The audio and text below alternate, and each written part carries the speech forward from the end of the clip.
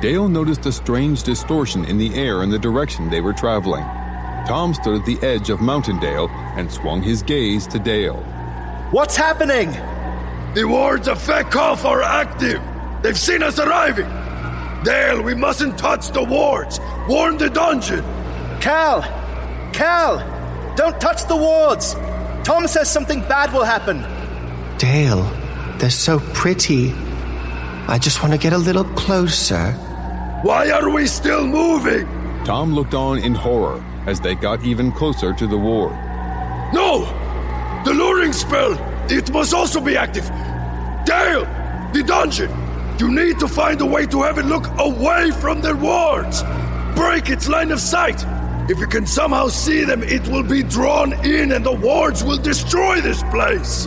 Dale started running toward the entrance to the dungeon as the wards were creeping ever closer.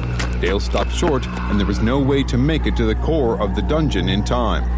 Instead, he focused on his connection to Cal and flooded it with as much mana as he could. Dale was blasted off his feet as the ground under him swirled and scattered at high speeds. A pulse of raw mana traveled straight to the dungeon's core, guided only by their connected soul. Ow! How the abyss did absorbing mana hurt? That shouldn't be... Dale! What did you just do to me? Cal, listen. The wards have a powerful lure written into them. If you look at the light, you'll be drawn to them. You need to stop our travel. Cal, we're going to hit the wards!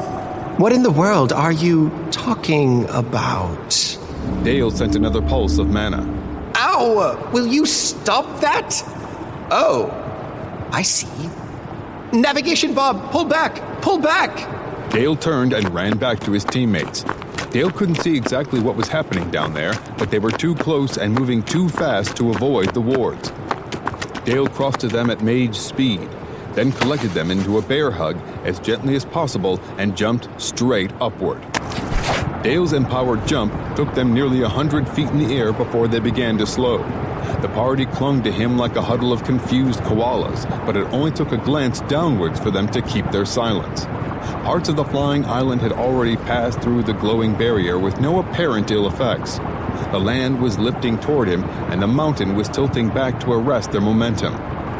Then something changed. As the area of the dungeon that was directly infused with the dungeon's influence came in contact with the ward, there was a thunderous cracking sound and a croaking tremor that shuddered through the dungeon as it rebounded. The ward wasn't safe either, showing the quickly spreading cracks that ran along the entire dome of light. Several tons of stone and earth broke off the dungeon's island, raining to the vast crater below.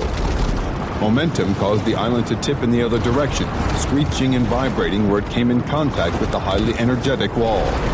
It made an absolute mess for both dungeon and surface dwellers, as the few non-roomed structures not locked to the ground literally shook to pieces. A simple earthquake would have done far less damage.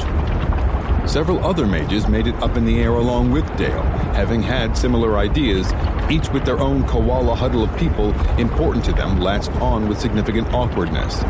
Gale mages had entire ropes of people lifted. Church mages had more finesse and used a kind of flotation bubble to keep their flock from harm. Elves had complicated nets of woven mana, keeping groups aloft, and even the headmaster was visible in the distance, keeping entire classes of students elevated on platforms of stationary hard light. Slowly, the metal grinding metal sounds quieted, and the dungeon came to a stop, resting a few hundred feet above the wards, which were slowly but visibly repairing themselves. Dale returned to the ground. Hey, Dale! You think they know we're here?